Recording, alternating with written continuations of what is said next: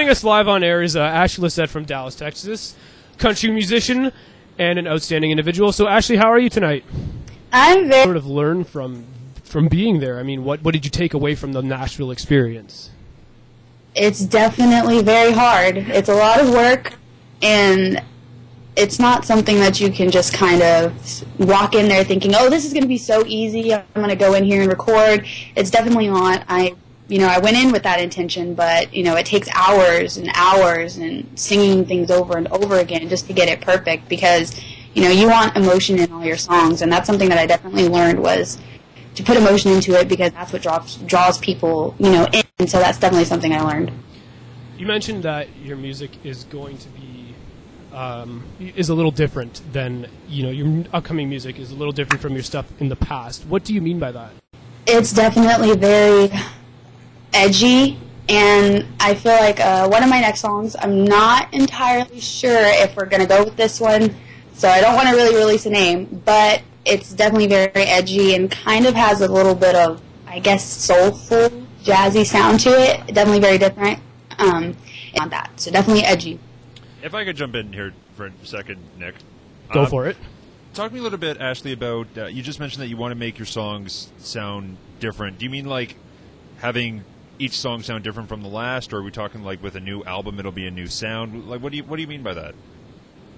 It's each of my songs to have a very different, distinct sound. I'm not going to venture off too far from anything that I've ever done, but I definitely don't want all my songs to sound very repetitive, same beat, same melody line. I want them definitely to be very different. I want to go from edgy to soulful, and I just want to incorporate, my sound and show people what my voice is actually capable of, and that's what I mean.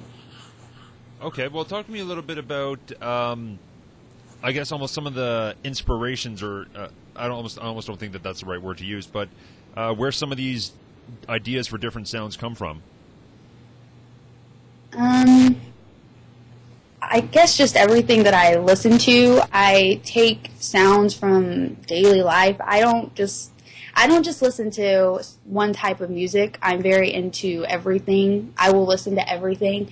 And, whether it's from a different time period, whether it's from the 60s or it's from the 80s, I try my best to bring those sounds back, especially with songs that were definitely hits during that time. Okay. It's definitely important to me to try and to incorporate those different types of sounds into, modern day. Well, let me put you on the spot then. What sort of stuff are you listening to right now? Actually, I was just listening to Pat Benatar, cool. And I also listen to, I love country music, so I listen to country, but I like Janis Joplin a lot right now too, and the Beatles, definitely the Beatles. Right on. What's your favorite Beatles song? Blackbird. If one. Oh, okay. That is a good one. Right on. Yeah. Ashliegh, last time you were on the show, we talked about you working with Biff Watson and Eric Legg. So I do want to ask, are you working with them again? Yes, I will be working with them again, and I'm definitely very excited about that. They are wonderful, producing amazing music, and I'm determined to get back into them. Since the last time that you worked with them, have they taught you more things as you go along, or are you sort of just in there collaborating and doing your own thing, or do you really learn each time you're with them? Yes, I learn something new every single time, whether it's, hitting a note an easier way or, even warming up my voice. I've learned a lot from that. And they've taught me to not to push myself, but don't push myself too far from, where I am. And so, they're definitely there to support me, and they definitely help me, push myself out there because, I'm very shy, and they're trying to get me to branch out of that. And so they're definitely really good with that. All right, Ashliegh. One other thing that I did want to ask as well is I don't know if you've done any recent performances, but is there one place that you really want to perform right now that you'd love to be able to sort of, display your work? The Grand Ole Opry. That's a fair enough answer. Have you had a chance to go there?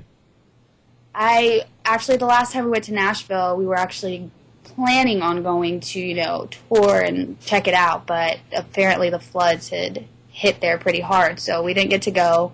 but hopefully this next time around I'll get a chance to see it because I really, really want to. Yeah, it's one of those things. I've never been to Nashville, but I was planning on going, and it's not like I was really hoping it'd be closer to downtown Nashville, and it's quite a ways away from the actual city itself, and it's a bit of a stretch to get to. You just released a song not long ago, and you also have "It's Okay to Lie." And so talk to me about the last song you just released, and what the difference is from that song as opposed to your previous work. Target on My Heart, I feel like it's more rock than anything, and it's more mature from my other songs. It's Okay to Lie, I was 15 when I recorded that song, and 2 years passed and I went to record Target on My Heart, and my intention was to draw more people in, not just from younger age groups, but I found that a lot of adults actually favor that song now, and like I said, it's very mature, and it's definitely very different from It's Okay to Lie.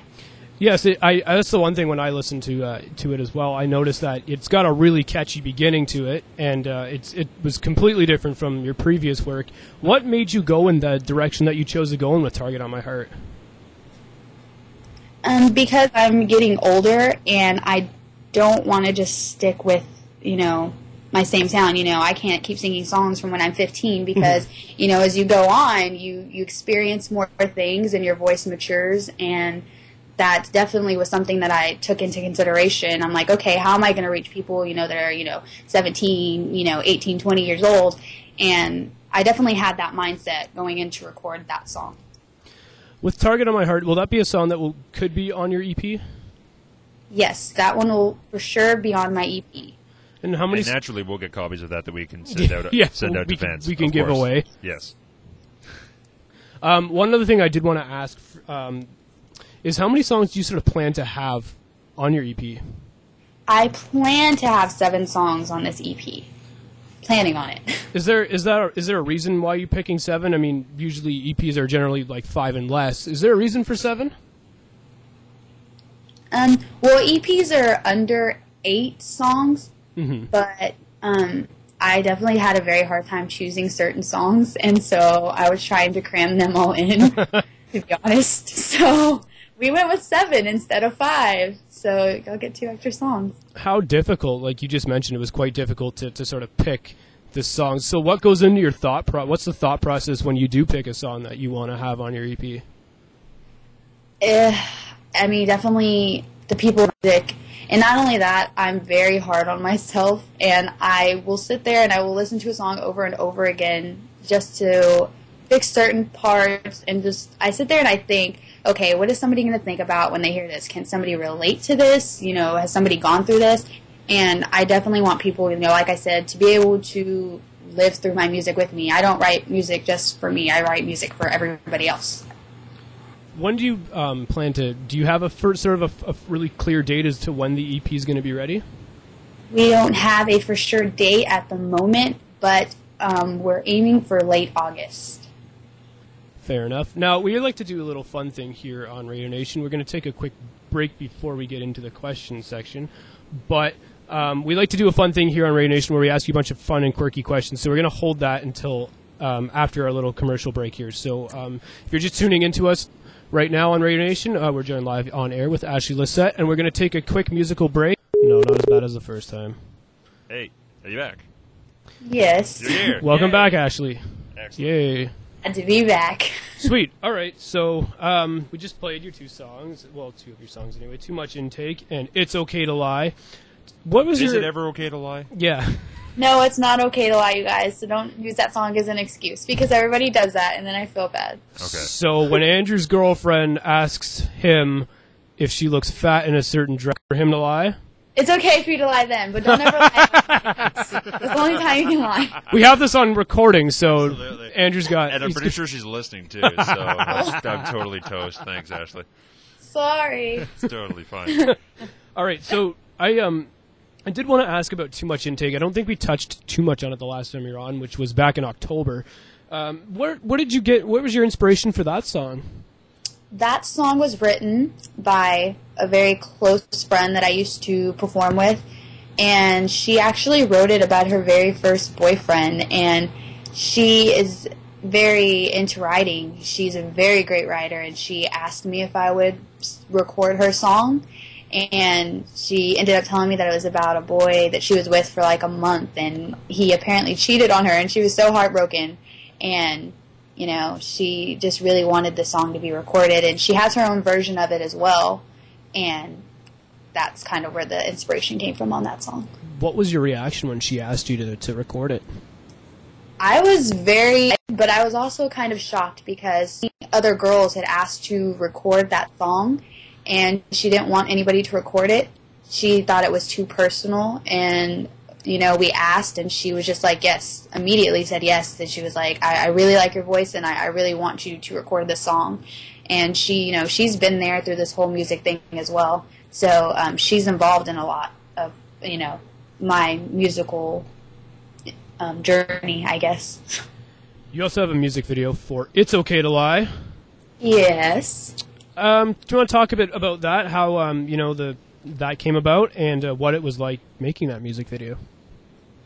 The guy's name is Matt, and he actually found us on Reverb Nation, and he, you know, he just messaged us. He messaged us a couple of times.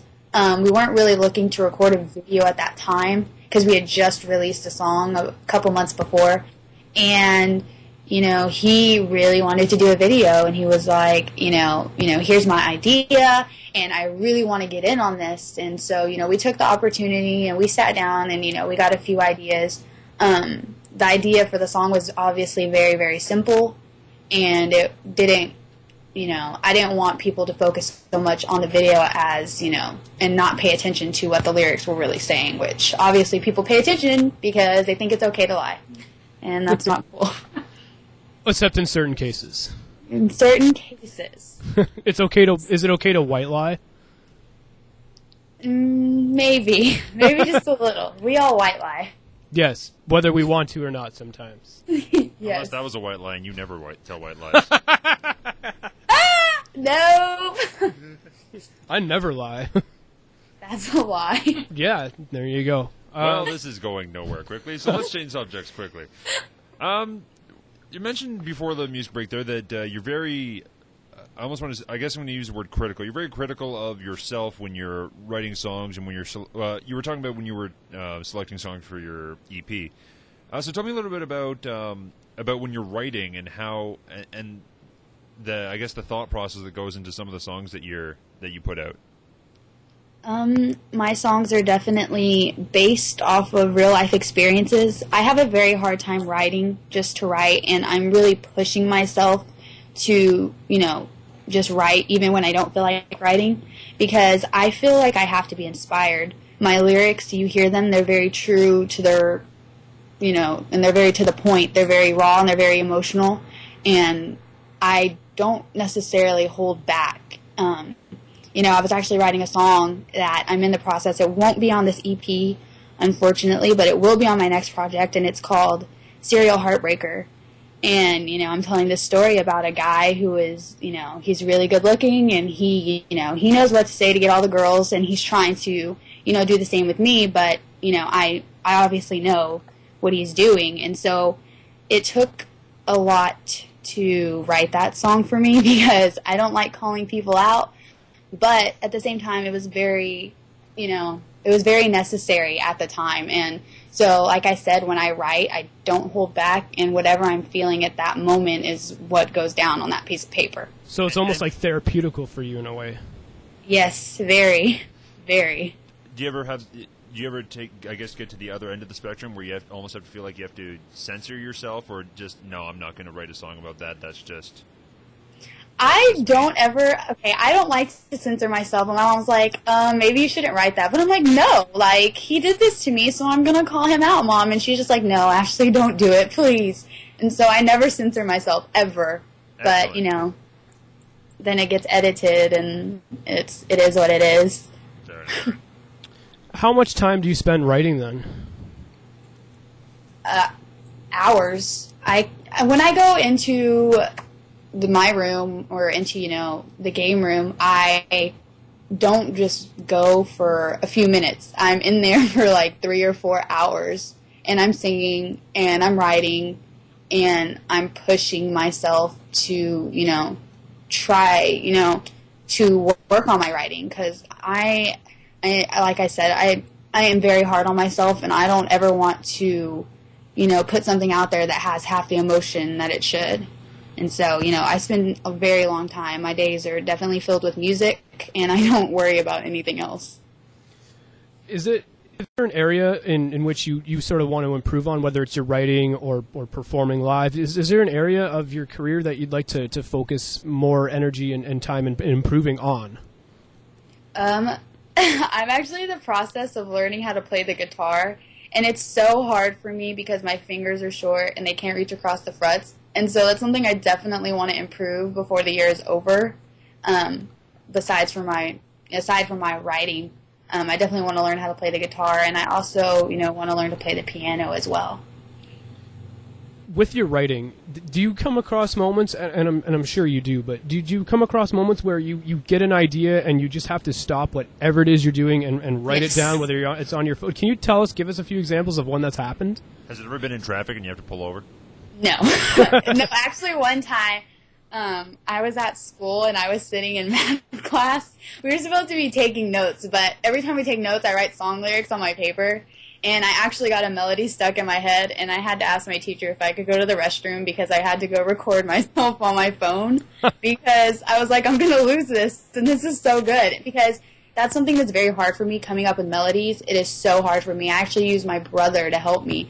And so the moment I get a melody in my head, I'm like, I have to go record this. I told my teacher, I was like, this is urgent. I have to go record myself. And so I do definitely stop in the middle of what I'm doing if something comes to mind, because I definitely don't want to forget it later. Can we expect a math-based song on the EP? Yes, you can. It's about logs. Excellent. And Y equals mx plus b.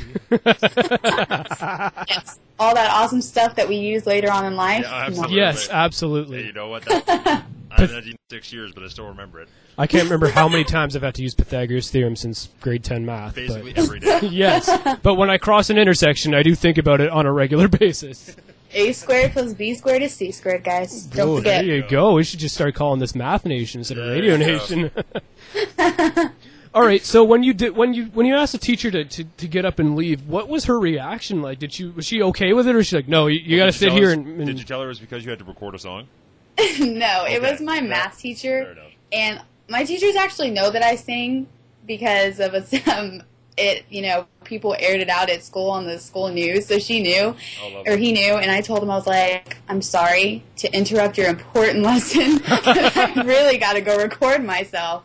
And he laughed at me, and he was like, okay, you had 2 minutes, so I had to run down the hallway, almost fell, and had to, speed it on up. But he understood, so it's all good. Being an aspiring musician, and you do obviously attend a public high school, or a high school, I would assume, as you just mentioned.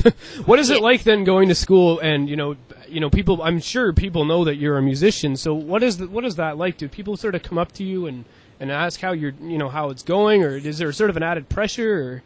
It's definitely very hard because that is a personal, environment. I'm around these people every single day, and there have been times where people have run up to me and asked for my autograph, and it's really, really, it's nerve-wracking for me because I'm not a comfortable person, and you put me in situations like that, I'm so uncomfortable. And the last week of school, a girl actually came up to me and was screaming, I am so starstruck, can I have your autograph? And I was like, I don't know what to do, and it definitely adds a lot of pressure. I'm like, okay, now these people know that I can sing, but I definitely need to be on top of my game when it comes to it.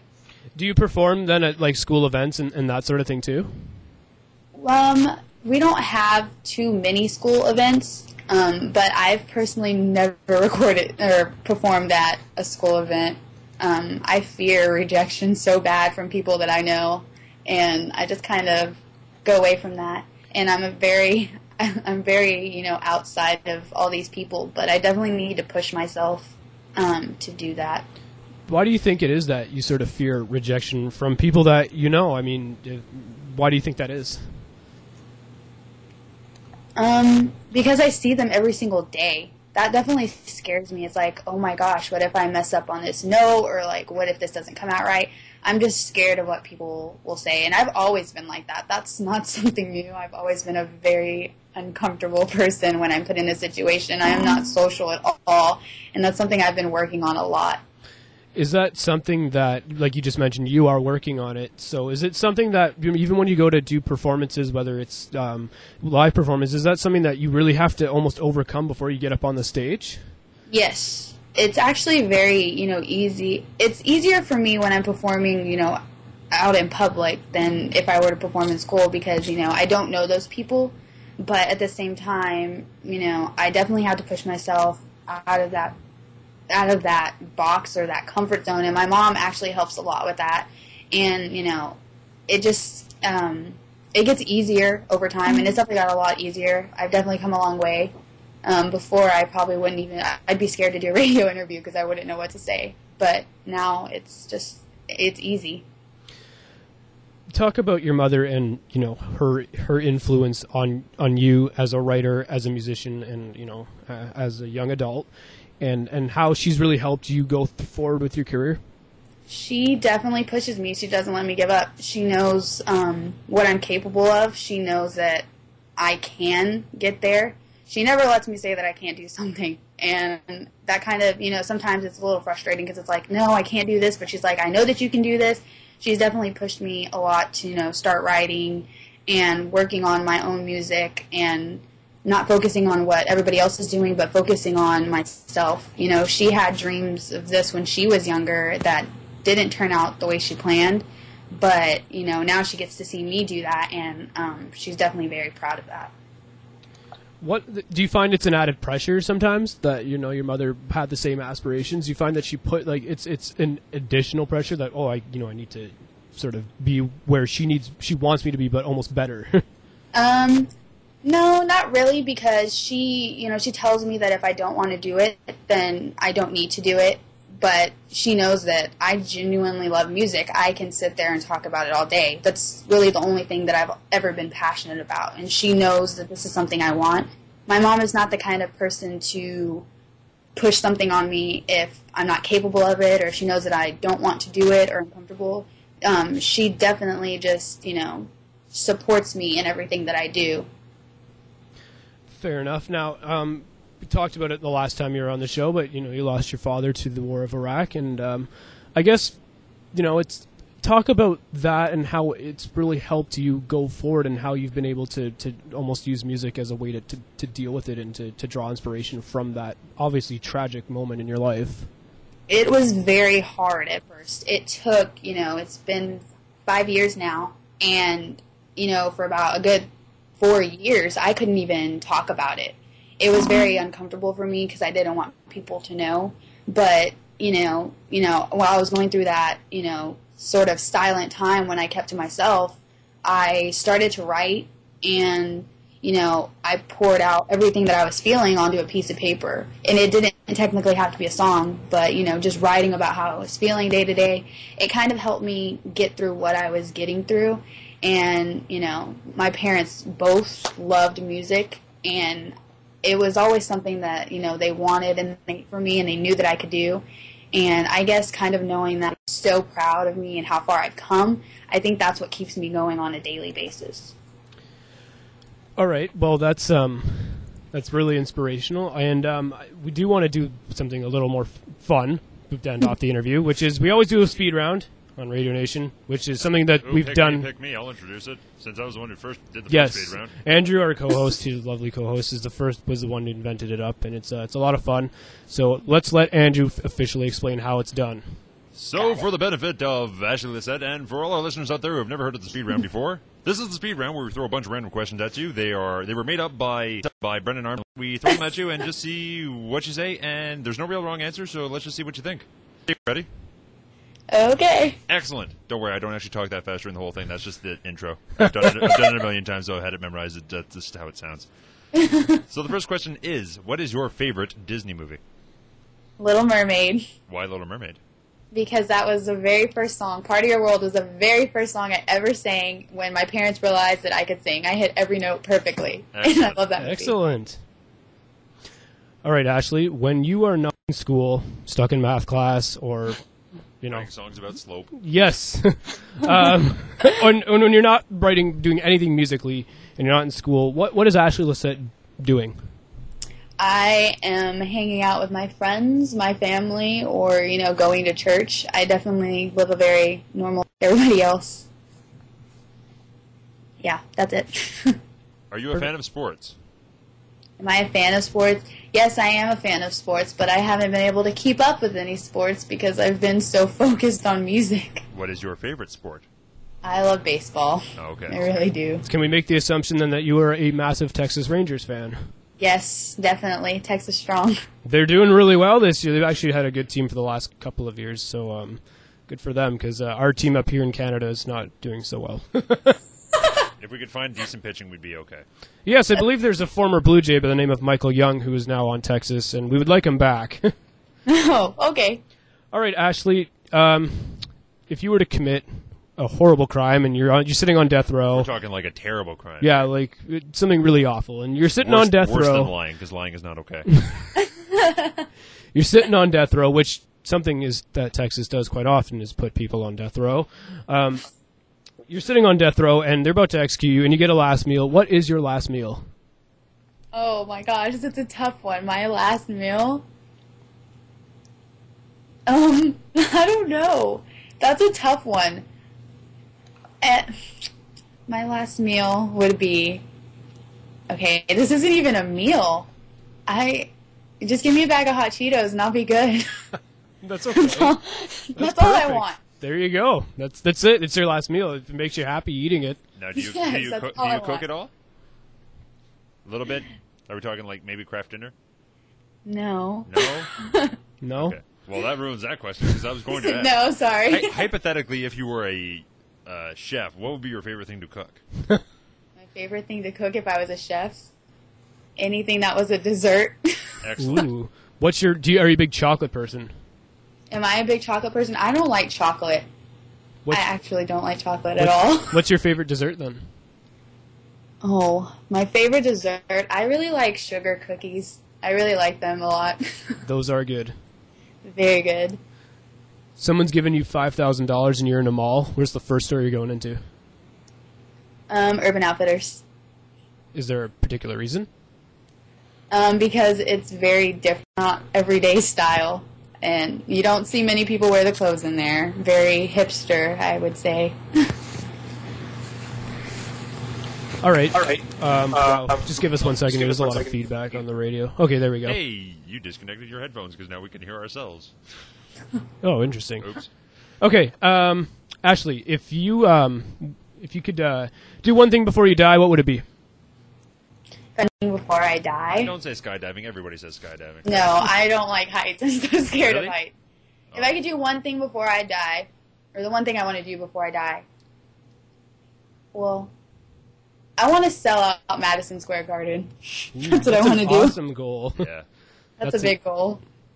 Now, other than the studios here at Radio Nation and Madison Square Garden, where is one place in the world that you would like to visit?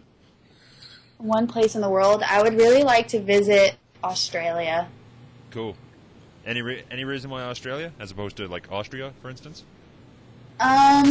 There's no particular reason. I just kind of want to go there. It looks pretty. What was the first CD you ever bought? The first CD I ever bought, I think it was JoJo. Ooh. And I think that was my first CD. No, my first CD, backtracks. My very first CD was Britney Spears. Which one? Ooh. That was my first CD. Do you say that she's an influence of yours? No, maybe back in the day when I was like 5 dancing to her in my room, but not now. Fair enough. All right, so if you could buy one country CD, or if you could buy any CD today, what would it be? If I could buy any CD today, what have I been listening to? Probably Carrie Underwood's new CD. I would say Carrie Underwood, definitely. Underwood? But promoting that, what's the new one? Good Girl, I think it's called. Is that the one that they're promoting on the radio down in Dallas? Yes. Because we hear it all the time here in Toronto. We do. It's always on the radio. I've heard it 12 times today. I'm not even lying. I've counted. I've heard it 12 times already today. It's been ridiculous. I'm not even lying. What is your favorite thing about Dallas? My favorite thing about Dallas? As opposed to it having a TV show based on it. Yes, which is actually. Have you ever watched it? I haven't, actually. Which one? There's the old one and there's a new one. Big Rich, Texas? Oh, the Dallas. It's the one with all those people, the bachelors or whatever. Yes. They made a remake of it because there was an old Dallas show. And there's a new one. And there's a lot of Texas shows right now. Are you a big Storage Wars fan? They have a lot of Storage Wars Texas. I love Storage Wars. I was just watching it before you called. Oh, that's awesome. I always sit to try to mimic how fast they talk, but it doesn't work. I've caught myself watching Storage Wars on numerous occasions, and they do have the big Dallas, Texas, or Texas version of Storage Wars, which is mind-blowing because the things they find in there are outrageous. Not gonna lie, I try to introduce the speed round about as fast as the auctioneer talks when he's trying to sell a unit. That is my goal, to introduce the speed round as quickly as he talks. Who's your favorite character on Storage Wars? I don't remember his name. Is he the guy with the hat? I can't think of his name either, but that guy, he's interesting. Yes, the guy with the hat. Not Daryl. It's another D name, though. Yeah. No, I know who, I can't think of his name right now, but he's always the one who he always, like, just says the weirdest thing when he's, like, bidding and stuff. He's really annoying when he bid. Yeah. Yeah, that's my favorite one. I don't know what his name is, but he is my favorite one. Yeah, Personally, I love the old guy. Like, the old guy, Barry, I think his name is. Yeah, he never comes away with anything. He blows his money on the worst possible. It's like, he just tags along. And Barry lost $4,000, but he's going to the casino because he just doesn't care. Yeah, and he comes in with this, like, really nice Jag, and he's like, I'm going to spend $5,000 on this unit, and there's, like, nothing in it. Yeah, honestly. What I'm dying to know is how Barry made his money. Like, what he did before he became a unit buyer. What would be the term? A storage war. A storage warrior. Storage warrior. A storage warrior. That's awesome. Is that how you... need to put that on a T-shirt. Storage warrior. Or do you watch Hoarders too? That's another show that we get a lot of up here. Are you a big Hoarders fan? That show kind of freaks me out. I don't know. I don't watch Hoarders too much. I watch so many different things. I watch Ghost Hunters a lot. That's my show. I like stuff like that. You a big Criminal Minds person? Yes, I love Criminal Minds. Yes, it's I just bought my mother the first season of it on she's got me hooked. I've caught myself at night watching like 7 episodes in a row. And that is perfect to watch at night. That is the best show to watch. It's Criminal Minds. But I don't know if this happens. Get all freaked out and then go to bed. I don't know if this happens to you, Ashley, but you start watching one episode and you cannot walk away. No, you can't. You have to keep watching it. Even if you watch the first 30 seconds of it, it's like, okay, I gotta know. Like, I have to know. I don't care if it's 3 in the morning and I'm in a room full of glass and it's dark outside. It's like watching Nick dance. It doesn't matter how terrifying it is. You just can't turn away. You have to watch till the end. Yes, that's exactly what it is. I'm sure a few girls can attest to that one, too. Okay, Ashley, after high school, what do you plan on doing? I plan on attending college, of course. I want to go to Belmont, and I want to major, I want to do music, obviously, but if that doesn't work out, I've been thinking about different career choices, and right now I am so dead set on a forensic pathologist, but my mom doesn't think that I should do that. Ooh. Now, that career path, would you say you were influenced by that from shows like Criminal Minds?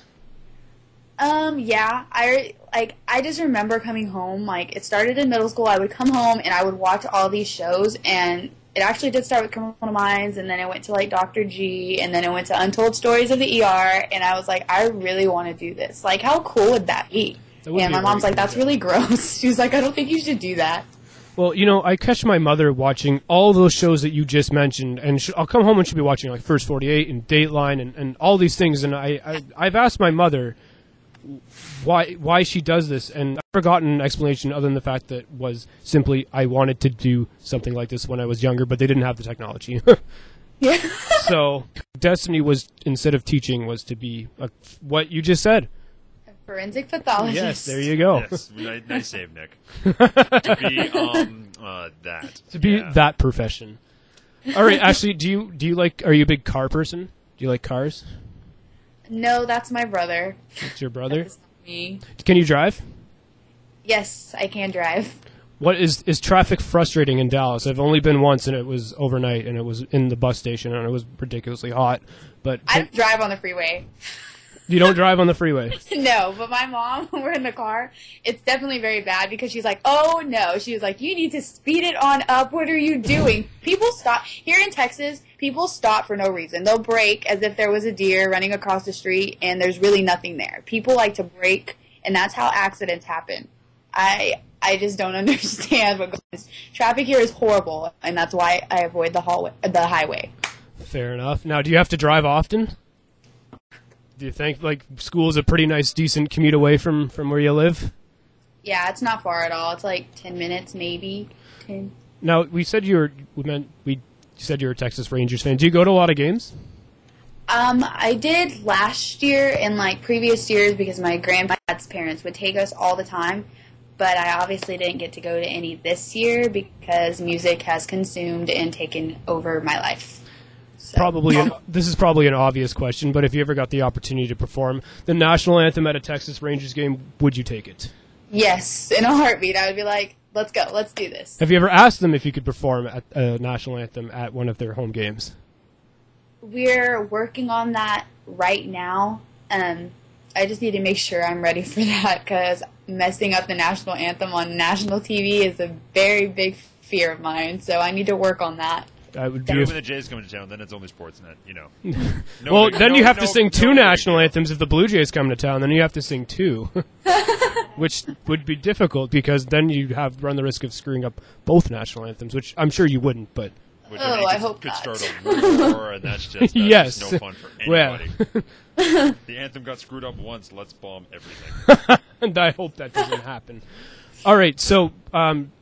We mentioned right at the beginning of the interview that it is incredibly hot in Texas. It is really hot here. It's probably, probably 90 degrees Fahrenheit right now. How hot is it in Texas? What is the temperature read over there?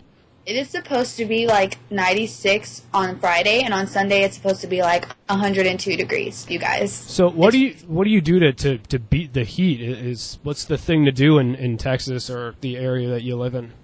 I stay inside. I don't go outside. But normally that's the time when people go to the lake or, go to the water park. And, thankfully we have a pool, so we're able to swim all the time. But, nothing really gets you away from that heat. It's terrible, and it is so hot. Is it hard? Do you find, I find it ridiculous. I can't sleep at night when it's so hot. It must be brutal to be down there and trying to sleep at night. Thankfully you have AC, but still.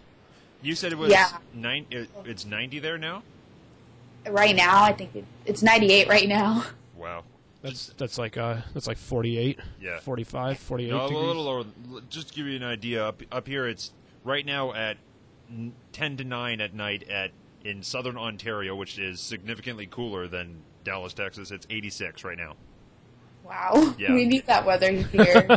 You're like, oh, that's cold where I'm from. That is cold. Freezing. We're shocked when we walk outside and it's only 86 degrees. When I was in Dallas, actually, I noticed that it is extremely hot and humid there. And when I got back, I heard a lady here in Southern Ontario complain, it was so hot, and it really wasn't that hot. And I just wanted to say to her, have you ever been to the South? It is... once you go and experience that heat, you just never. I cannot forget it. It was just like, poof! You walk outside and you're sweating. The moment you walk outside, you are sweating, he's not even making and that it is up, so Ashley. gross. I remember I asked him when he came home. So how was Texas? Well, the only thing he said was hot. Yes, I had the unfortunate. Well, it was a beautiful city, but I saw it at like 3 a.m, and I will tell you right now, being in the Greyhound bus terminal at 3 a.m. when it is above 90 degrees Fahrenheit is not the place you want to be because they don't air condition that bus station, and if they do, they just leave all the doors open, so there's no point. I was stuck trying to get home, and I ended up in Dallas, and I was hoping I could, sleep in the terminal because I was thinking it'd be this big, cool shelter, and it was just so hot. Don't want to sleep in a Dallas terminal, that's for sure. No. All right, final question for you. Career-wise, what are the next steps for you after the EP? Just mailing it out to as many different record labels as possible, and I'm going to start performing again in September. I have a show coming up in Nashville in September. Ooh. So that's what I'll be working on. Do you know what day? September 15th, I believe. Yes, September 15th. That's very exciting. Well, congratulations. Thank you. All right, Ashley. Well, this is the part of the show that we do with every guest towards the end. Essentially, Nick and I are going to turn off our microphones. You essentially will have the show for as long as you'd like. You can do as many shout-outs or thank yous, or you can have a politically firing speech. Completely up to you, but this is your time to shine. The next voice you're going to hear is Ashliegh Lisset on Radio Nation. Thanks for joining us, Ashley. Thank you. Go for it. Okay.